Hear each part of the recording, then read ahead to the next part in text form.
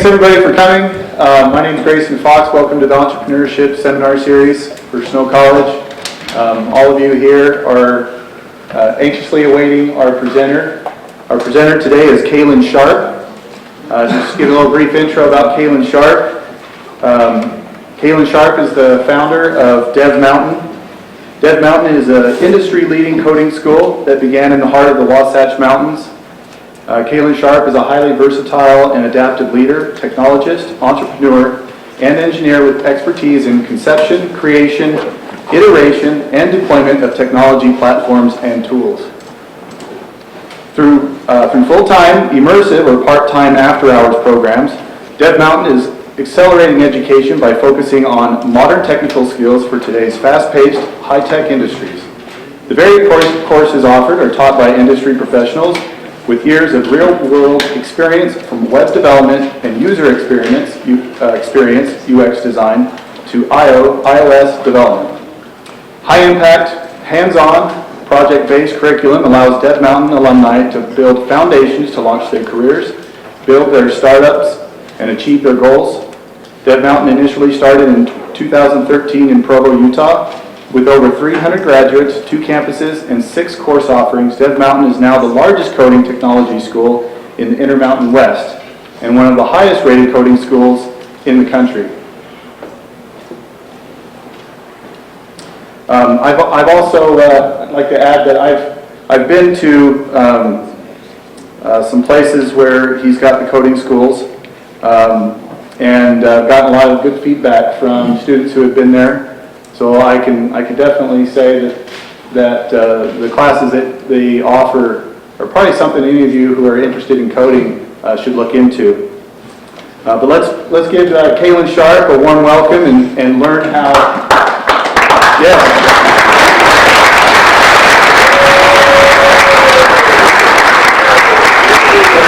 We'll learn how a risk-avert introvert founded the largest coding technology school in Intermountain West. Ladies and gentlemen, Cahlan Sharp. Awesome. Thank you.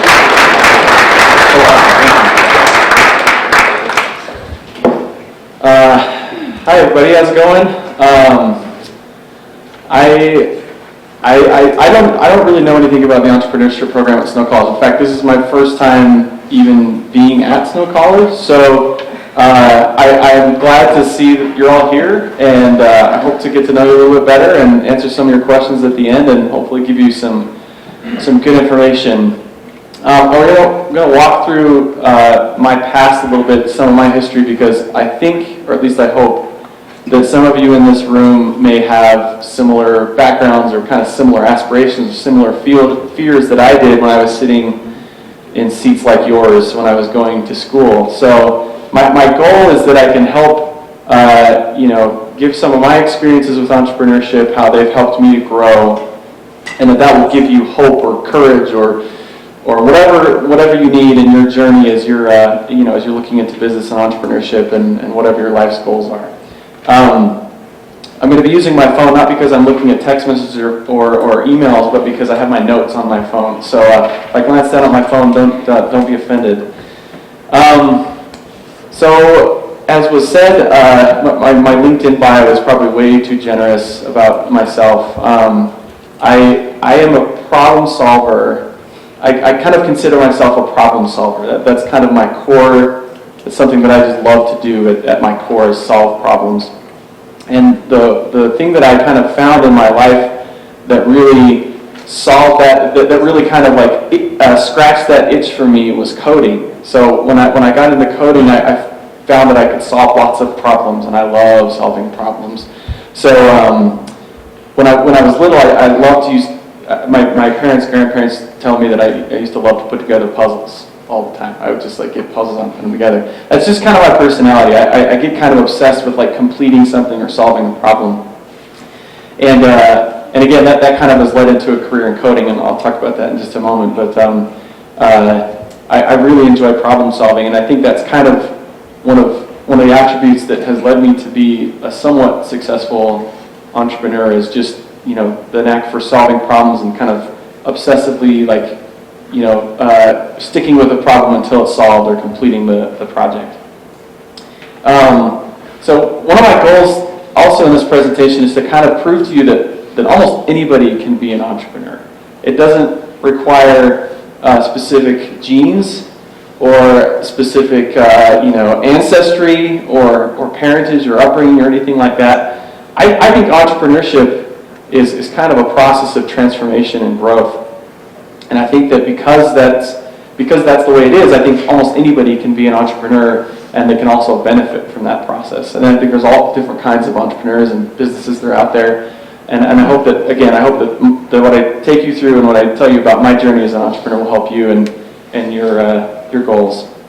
My journey was definitely not one of these like inevitable paths that led me to where I am today. You know, sometimes you hear like, oh, well, so-and-so was born, and when he was like 3 years old, he was putting together computers in his garage, and then when he was 13, the Tony Stark type stuff. That wasn't me. Some people, it almost seems like they're destined to become whatever they're going to become. And that wasn't me at all. I like solving problems, but lots of people like doing that, right? Probably lots of people in this room enjoy solving problems or have different talents or skills that you don't necessarily know how those talents or skills are going to accumulate into how you're going to spend the rest of your life. And that was the way it was for me. I had lots of choices to make, and I still have lots of choices to make, but those choices, were not just a clear-cut decision between one thing or the other. And again, what I'm trying to prove to you is that almost anybody can become an entrepreneur. There we go. So by raise of hands, how many of you know what your major is right now? How many of you selected a major? So a good percentage of you. That's nice. Is it going to scare you if I tell you that most of 80% of you will change your major? Is that scary to you? You're like, yeah, I've already changed it.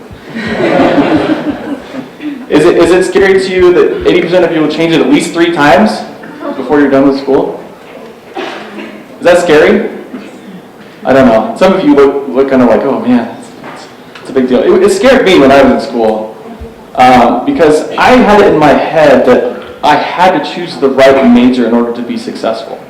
I kind of saw college as like this huge room with lots of doorways, and if I picked the right doorway, I was going to be on the good path to success and happy life and all those kinds of things. And if I picked the wrong door, oh shoot, I'm in big trouble. I've chosen poorly, kind of like those choose your own adventure books, right? Like I chose the wrong thing, I ended up on the page where like you get attacked by a tiger or something like that.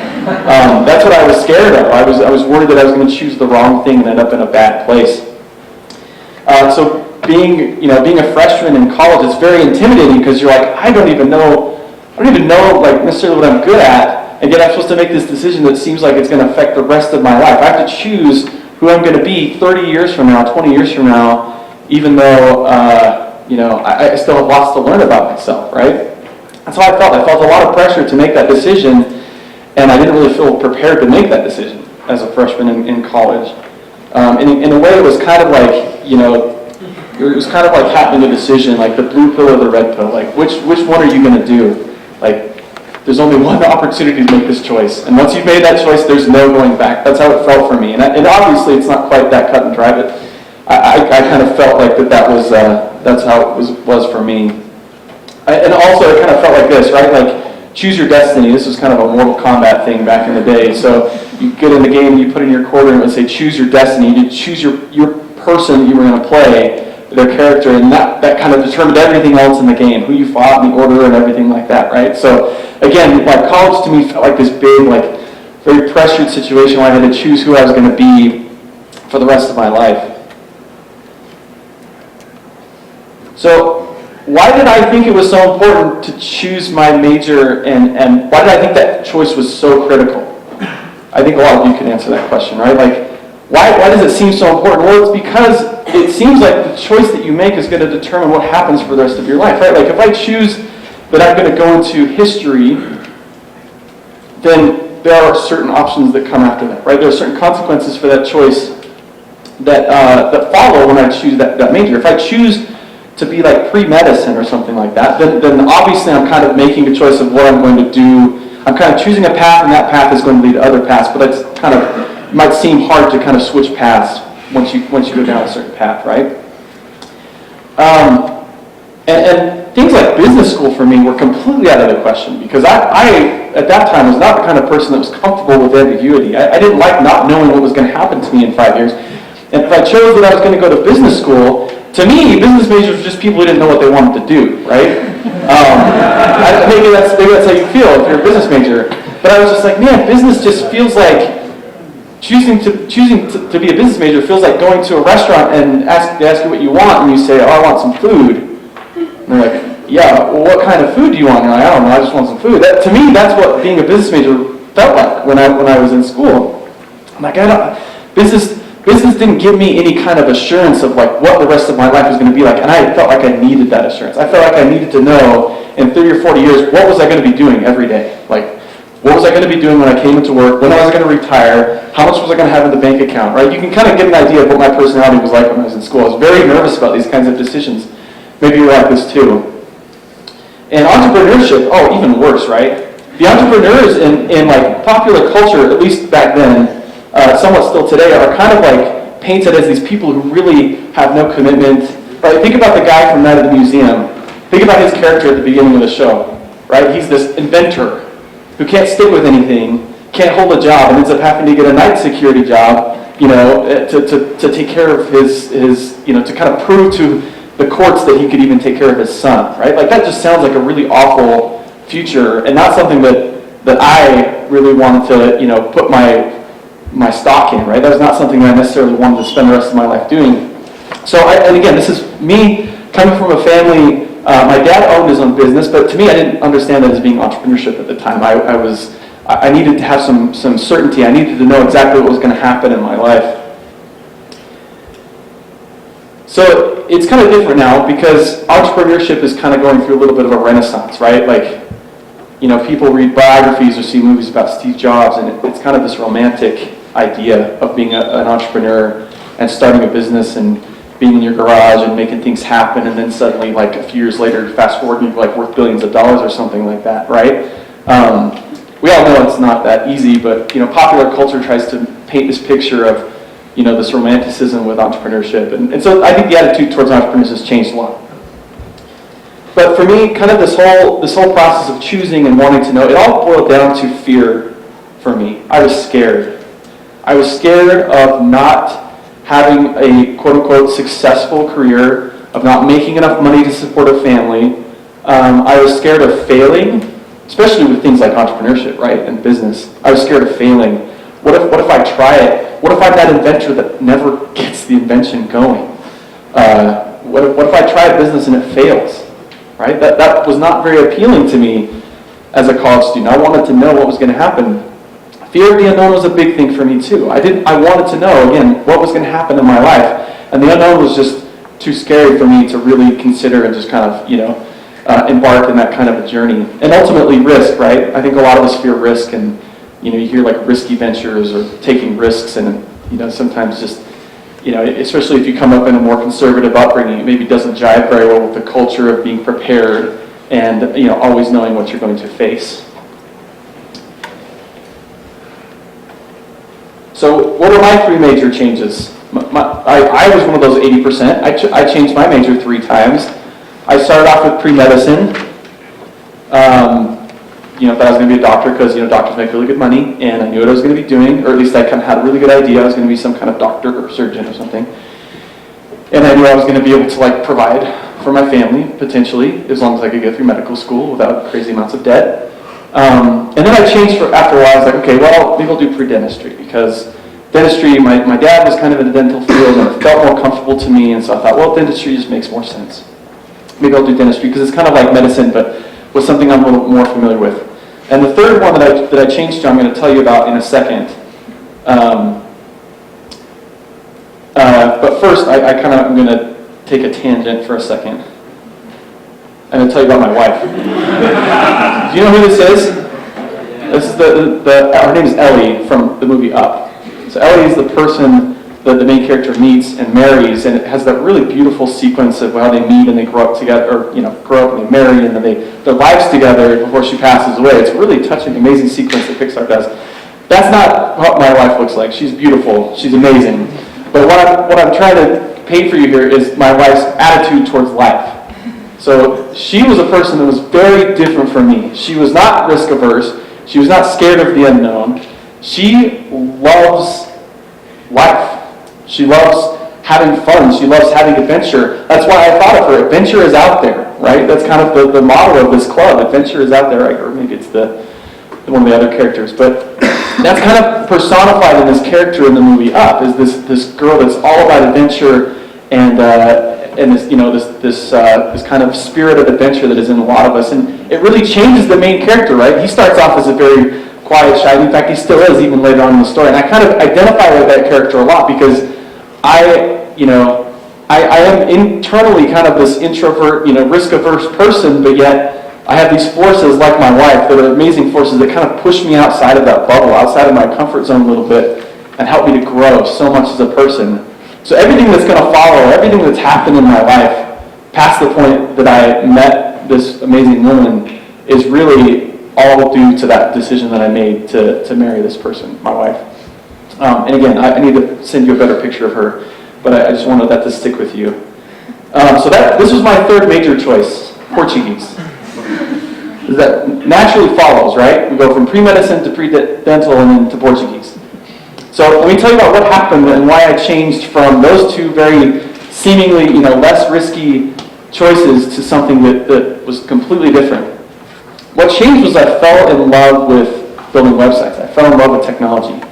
I got a job, every student needs a job at some point, right? And I needed a job, and I applied for all different kinds of places, everything from cleaning to, who knows what. And I ended up putting in an application at BYU's independent study program, which, if you're familiar with that, it's where they, have online courses for high school students and for college people. Maybe some of you have taken their online independent study courses before. My job was to be an editor for these online courses. So I would go in and I would proofread these long, very tedious courses, and I would look for punctuation problems or inconsistencies or formatting problems. And it was not the funnest job, as probably a lot of your student jobs are not fun either. But what was really interesting about that situation is I got to sit in the room where these courses were being developed. And I was the editor, so I was kind of there to make sure they read well and they looked right. I somehow miraculously passed the English test for this editing job. I don't even know how I did that. But I sat down the row from these graphic designers and these programmers whom I'd never rubbed shoulders with ever in my life. And I just got to kind of observe what they did from day to day and, the way that the culture formed around these people. And it was fascinating to me. Because number one, I noticed that these programmers, they basically ran the show. Like, they were students and they were programmers, but everybody kind of did what these programmers wanted or what they needed, right? So everybody would be like, hey, we really need to do this in our course, and they would go to the program and say, hey, can we do this? And the program would say, no, we can't do that. They'd be like, okay, we can't do that. And they would go and regroup and think of something else, and they'd go, what do you think about this? And the program would say, oh, well, we can do it this way. And they'd be like, okay, let's do it this way. So everybody just kind of the whole culture formed around these programmers. And I kind of, again, my background in enjoying solving puzzles and stuff, I started tinkering around with HTML and building websites. In fact, I have an embarrassing website to show you. This is one of the first things I ever built. If it'll load on here, we'll see. If it doesn't load, I won't be too sad. Here we go. Do you remember these things back in the old days of the web? They were like introductions to websites, like introduction, like websites to introduction. This is me. I created this, and I'm ashamed of it, but that's okay. So my dad had a business, and I said, Dad, what if I made you a website? And he was like, sure.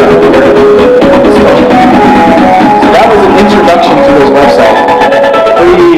Pretty engaging, right? That was pretty intense.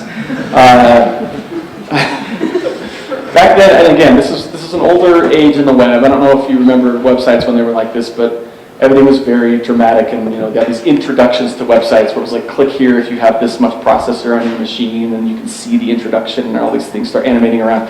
That was kind of the cool thing back then, so that's partly why you see what you just saw.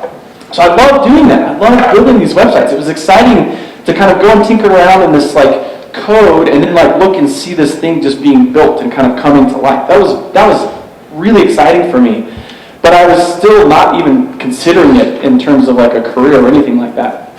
But as I got more into it, I thought, man, this is something that I really enjoy doing. And at the same time, I was also going through these like chemistry classes and microbiology classes, and they're like at 7 in the morning, and I'm like falling asleep because I'm just not into it. And they're really hard too. And not to say that you shouldn't do anything that's hard. Entrepreneurship is plenty hard, but it was not the kind of hard that got me excited, right? I liked the challenge of building stuff. I didn't enjoy the challenge of chemistry and microbiology classes like some people do. So I started thinking like maybe I should do something that I actually enjoy doing. One time I went and chatted with a dentist, and I sat there, kind of looked over his shoulder for like 2 hours while he filled cavities. And again, no offense to any dentists or pre-dentistry people or people that have dentists in their family. I have dentists in my family. But I just was like, I don't think I want to do this. I can't picture myself filling cavities for hours on end every single day and enjoying that and feeling fulfilled and feeling successful. That was my personality. It just didn't mesh well with me. So I started looking at other majors. There was information systems, there was computer science, and there was business and these other fields, and none of them really taught web technology.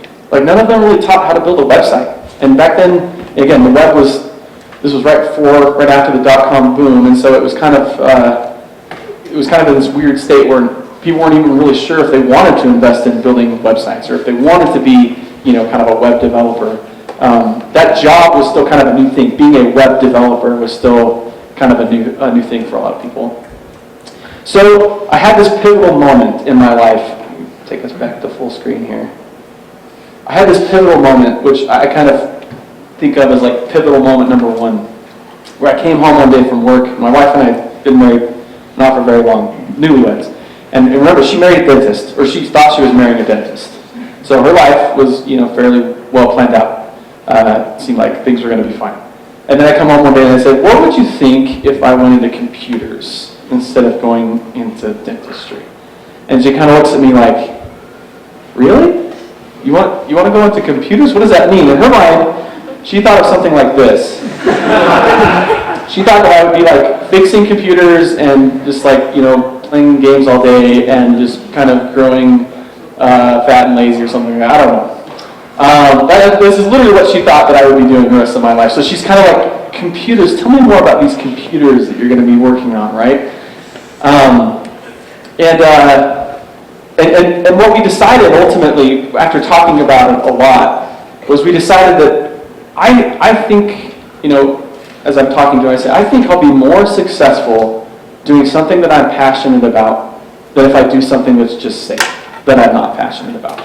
If I choose to be a dentist or a doctor, yes, I could be successful. But my hypothesis at the time was I think I'll be more successful with something that I actually really enjoy doing than something that I don't enjoy doing. I'd probably make a pretty crappy dentist. There are great dentists out there, but I probably wouldn't be one of them. I'd probably be a pretty crappy dentist. But I think I'd make a pretty great web developer because of how much I loved it. So one of the things I learned from that part of my life, and kind of that has been proven, my hypothesis has been kind of proven over the years, is that passion ensures choice. Now I use ensures deliberately here, not ensure, like insurance, okay? Passion is an insurance for the choices that you make. If you choose something that you're passionate about, that passion is kind of an insurance policy, because if you're passionate about it, you're going to put a lot more work and blood and sweat and tears into that thing than if you weren't passionate about it. If I wasn't passionate about being a dentist and I got halfway through dental school and I just was ready to give up or something, maybe I would give up because I wasn't passionate about it, right? But if I'm passionate about web development and building cool things for people, if it gets really hard, I'm going to push through it because I'm passionate about it. So for me, what I learned in my life is that passion kind of protected or ensured the choices that I would make as long as they aligned with what I really cared about and what I felt strongly about. And I think that you'll find that's true in your life as well. If you're going into history and you love history and you're passionate about history, chances are you're going to be more successful following something with history than choosing something that you just don't care about at all, something that you just do it because it seems like the right thing to do. Okay, so I'll get to the next kind of pivotal moment in my life in a second. But so I kind of went down that path. I said, okay, I'm gonna build websites, but there was no real place to learn web development, which is kind of one reason why I started DevMountain later on. So I basically tried kind of making my own major. I was like a junior in college. I didn't want to go back and start over and get a 4-year degree, start over with like a 4-year program, like a CS program or an information systems program. I was like, I just have to learn as much as I can at school while I'm here about web development from wherever I can. So I started taking classes from different places in the university that just kind of filled in the gaps in my knowledge. So I took like a basic website class. I took a class that was like computing in the humanities. I took a couple of like really open-ended kind of internship type classes where I could just learn to do stuff on my own. And because I was so passionate about it, again, this passion comes into play, because I was so passionate about it, I learned way faster, and I could learn on my own, right? If somebody had me, a list of things I need to learn about dentistry and said, okay, learn this on your own, I'd be playing like video games all night and then trying to find time to like study for this thing or whatever. But with websites, because I was so passionate about it, I was learning on my own at a much faster pace than if I was being forced to or had to do it on my own or outside of my own palette. So I started down that road, but I still had this problem. I had to choose a major. Right? I had to graduate. It seems like I needed to graduate. So I was like, well, I have some credits in Portuguese. I spent 2 years as a missionary in Brazil, so why don't I just get a Portuguese degree? So I did. I learned a lot about Portuguese history and literature, and I graduated with a Portuguese degree, even though I wanted to be a web developer. And what kind of led, one thing led to another. I ended up getting a job as a web developer in the industry, working for a huge organization, building websites, building really crappy Flash introductions, I got a job doing that, and people were paying me money. And I can't tell you, if you've ever had this experience, if you haven't had this experience, I want you to try to have this experience in your life, where you're doing something that you love so much, and when somebody pays you for it, it feels wrong. You're like, man, I really love playing basketball, but somebody's paying me to do it. Like, that just seems weird. Like, I get paid to play basketball. Or I love building websites. I love it so much that I would do it for free, but people are paying me to do it. That's how much I enjoyed doing it. That was, it was this passion that I found for myself. And I was getting paid, like a salary. I was getting benefits. I was making good money, and I had a stability. Like my wife and I could have children without worrying about me being, half naked in a room, repairing computers or something like that. Like, we could actually kind of invest in our own future a little bit. And it was a very exciting time. But then this next kind of pivotal moment came into my life, which really kind of veered me towards entrepreneurship, right? At this point, I had just really chosen web development. I knew the coding and web development was something I enjoyed doing, but I wasn't really an entrepreneur. I still wanted to know what I was going to be doing. I still wanted to find a very stable job that I would be able to retire someday and have a 401k and blah, blah, blah. But then this experience happened where I was working for this large organization, making good money. It was kind of an entry-level job. And I had a recruiter contact me. It would be the first of lots of recruiters. When you are a coder, recruiters are like sharks in blood and waters with blood in them. I don't know how to say that. They're hunting. Like they can smell the blood. And so this recruiter, it was one of my first experiences with a recruiter. A recruiter came to me and said, "Hey, I have this job. It's a really great job. It's going to pay about 50% more than what you're making right now." So I was like, wow, I'm already getting paid and I can make more money doing things that I like still for another company? This is a great idea. So like, it's all set. We'll get you an interview. I went to the interview, did really well. I said, okay, they're going to offer you the job. This is how much you're going to get paid. Again, it was like 50% more than I was making, at least 30 or 40%. I think it was closer to 50. And you'll have their benefits, you'll have everything. I'm like, hey, this is great. All I have to do is basically change where I swipe my card. I can still do what I love. And I'm going to get paid more to do it. How great is that? But there was a problem with that. I show up on the first day, and I kind of walk into work, and I ask them, okay, so where do I need to go to set up my health insurance and my benefits? And they say, what health insurance? And I'm like, like health insurance for like having children and stuff like that. And they're like, you don't get health insurance. This is a contract position.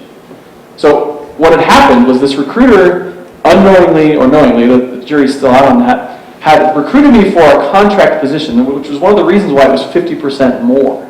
So I got paid more, but they didn't include any benefits. I didn't have any insurance. I didn't have any kind of any kind of long-term, no 401k, nothing like that. So I walked away from a very stable, benefits-paying job, and next thing I knew, I was a contractor. Now, contractors are kind of like mercenaries, right? You hire them when you need them, and then when you don't need them, you just don't, you don't fire them, you just don't ask them to come back. So I was kind of suddenly in this position where the future seemed very uncertain, right? I didn't have any kind of long-term career plan again, because now I was kind of stuck. In my mind, I was, down the creek without a paddle type situation.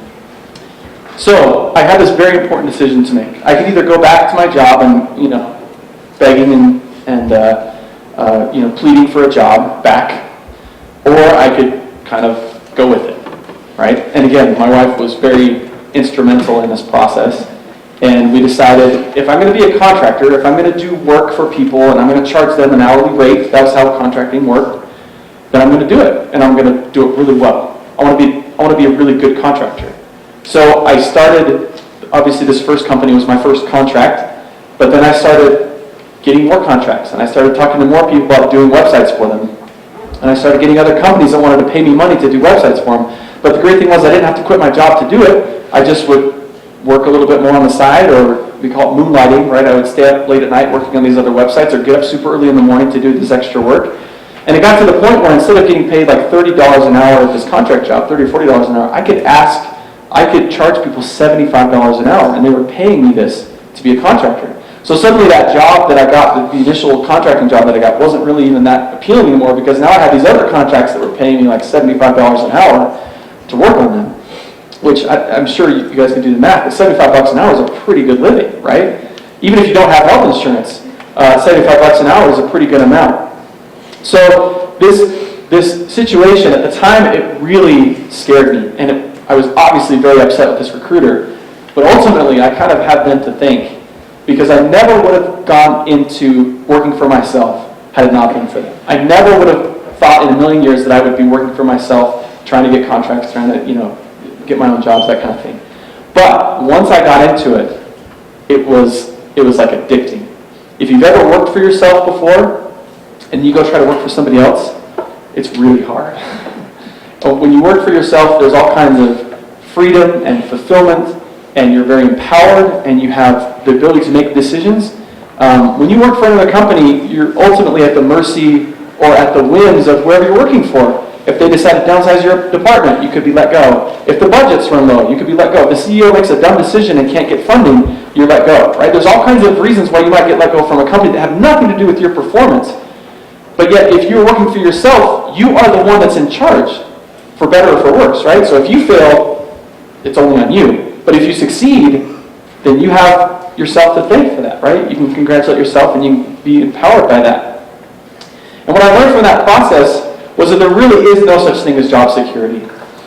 Even for my colleagues that stayed back at the company that I left for the contract job, a bunch of them were eventually let go because of cutbacks or budget cuts or other reasons, right? So I'm looking at it and I'm like, okay, I actually stayed employed longer by going to work for myself than these colleagues that stayed with these companies expecting there to be some kind of long-term reward, and they ended up getting let go, right? I had one of my best friend's dad worked for a huge union, it was a railroad. He worked for the railroad for like 40 years, and he got let go a few years before his retirement over a technicality.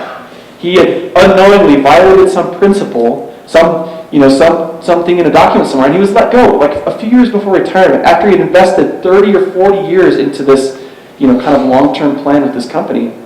And so that story ends better than you might think, but he was fine. But what I learned from that is the only job security that you can really count on is the job security that you create for yourself. Now that can even be true inside of a company, right? You don't necessarily have to work for yourself to create your own job security, but I just kind of got this whole new point of view of what job security really was and how I could create it for myself. For me, that was working for myself, answering to myself, making sure that I was making the correct decisions, right? But for other people, if you're working in a company, you could still create job security for yourself. If you're adding value, you're creating job security, right? Okay. So then came a third moment. So I'll kind of walk you through that a little bit. So I started doing these contract works and it ended up going to business with a partner because we were both kind of pulling in these contracts, and we say, why don't we combine our forces so that if you're low on contracts, then we kind of supplement with mine, and vice versa. We'll hire some people to do stuff for us that we're not very good at, like graphic design. You can tell from that flash, introduction, I'm not a very good designer. So we hired like a graphic designer, we hired other programmers that could do kind of the more menial stuff that we didn't really want to do, intern type stuff, right? And so we went down that route for a while, and that job was really good. Ultimately though, I ended up sending a text message to my wife one day, because I was I was not very happy with where I was at, and I was kind of feeling stagnant and like I wasn't growing, and I sent this text message to my wife. I said, just pretend for a second that we're moving to Silicon Valley to join a startup. Would you hate me? That was my text message to her. Because I had an acquaintance that was living in San Francisco, had just sold a company, and was starting a startup. And he basically asked me to join him. And so I go to my wife, remember the Ellie character from Up, and I said, would you hate me? And she's like, no, let's do it. Let's go for it, right? Adventure is out there. This was like proof. Let's go do it. And so we moved to San Francisco for a couple of years and learned a lot from that experience. I don't have time to go into everything that we learned from there. I want to get through this so I can get to your questions. So ultimately, what I learned from that was taking risks. Remember, I'm a very risk-averse person. I don't like taking risks. It scares me. Fear of the unknown. It scares a lot of people. But ask yourself, at this point in your life, what do you really have to lose? Maybe you're single, maybe you have a student job, or maybe you're married and you don't have any kids, or I don't know, whatever situation you're at in your life, ask yourself, what's the worst thing that could happen? For us, my wife and I at the time, we were young, we had a couple of kids, and I thought, if worst came to worst, even if this startup totally failed, which it eventually did, what's going to happen? I'll go get another job, and we'll be fine, right? I can always go get another job. I feel like I'm talented, I feel like I can make this happen, so I'll just go get another job. And if I had one piece of advice for you, I'm going to skip over some things here. If I had one piece of advice for you, it'd be to take more risks. If you're interested in entrepreneurship, take more risks. Because the ironic thing about life is that oftentimes you learn more from failing than you do from succeeding. Sometimes when you succeed, it's for lots of reasons that you didn't even realize, right? Maybe you were lucky, maybe you were there at the right place at the right time, and when you succeed, you're like, oh, I did really well there, I made all the right decisions. But when you fail, you see everything that you did wrong, and then you're ready for the next time to do it even better, right? So for me, failure is a part of life, right? We fail all the time and we learn from it. And business and entrepreneurship and startups are no different. You learn more from failing and from taking risks than you do from playing it safe and expecting everything to work out, right? Okay, let me jump to some final things here. Eventually my passion for education, which is a passion I haven't really talked to you about, was what brought me to start DevMountain. I started it as kind of a side project where I taught people how to code, because I love coding, I love web development, but I also love teaching people. It was something I also love to do. So I thought, man, wouldn't this be great if I could combine teaching and technology into the same thing? And that's really where DevMountain came from. So I started teaching people, and it went really well. And people would come up to me after class and they'd be like, this changed my life. I have a job now. I didn't have a job before. And it was just like mind-blowing to me, because I'm like, wow, this is really making an impact for people. This is really changing people's lives. What better thing could I be doing than something that I love, something that pays me, and something that changes people's lives? I couldn't really think of anything that would be better than that. So that's DevMountain, and I can answer questions about that in a second. But just to kind of finalize this presentation for you, if I were to give you advice, this would be the advice that I would give you. Follow your passion, do something meaningful, something that you're passionate about but that means something. Take risks, don't ever stop learning, and don't fear failure. Because if you just accept that it's going to happen at some point, then it's easier not to fear it, right? At some point you'll lose a game. At some point your business may not succeed the way you think it will, right? So if you just accept that and learn from all those experiences, you'll actually end up a much better entrepreneur, a much better student, a much better human being than otherwise. I want to make sure there's time for questions. So ultimately, yeah, this is what I want to tell you. Do you remember these no fear shirts? Maybe you don't. When I was young, everybody wore no fear shirts. They were like so cool. So maybe think of that when you're working on your classes, when you're choosing majors, when you're making business decisions, when you're starting your first business. Don't fear the future. Work hard and do your best, but don't fear the outcome. Ultimately, if it's bad, you'll learn from it, and if it's good, hey, that's what you're in for anyway, right? Thank you for your time. I want to take time for questions. Do you have any questions for me? Yes? Do other companies like Code Academy and Treehouse Online, do they affect you at all, or do you feel like you're We actually, some of our best students come from Code Academy and Treehouse, because what people find out is they try to learn online and they get frustrated eventually. They're like, there's tons of stuff out there, but I don't know what's better than other, and I get stuck on this part and there's nobody there to help me. And so then they come to us and they're like, hey, I really want to learn. And we're like, great, because that means you're prepared and you're passionate about, which is what we care about, and they come take the class and they do really well. So they actually, we love them a lot. Any other questions? Yeah. Is there any differences between starting or starting? Would you say yours is a school? It would be a for-profit school. So it is a business in that sense, right? You still have to, we have to comply with certain state regulations with like educational institutions, which makes it different than the business. But, oh, sorry. I have to repeat the question. So he asked me if there are any differences in starting a school or a business, right? And I told him it basically is a business because it's a for-profit school. And yeah, so it's basically the same thing, just with a little bit of extra regulatory overhead. What other questions do you have for me? Yeah? Have you ever used Portuguese in business at all? Have you used Portuguese at all since? I try to use it, but not in business. Maybe someday I'll go to do a DevMountain in Brazil, and then it would be amazing, because I still love Portuguese, and I love speaking Portuguese with people. I just don't get a chance to very often, sadly. Yeah. What other questions do you have for me? If you want to hit me up on Twitter, I'd love to chat with you. If you want to just come and talk to me, I'd love to answer your questions. I learned from a mentor a long time ago that just kind of like helping people out and paying it forward is a really important part of entrepreneurship. So if you ever have questions about a business or an idea or something that you're pursuing, I would love to help you with that. You can hit me up on Twitter. It's probably a good place. But anyway, thank you for your time. Appreciate talking to you today.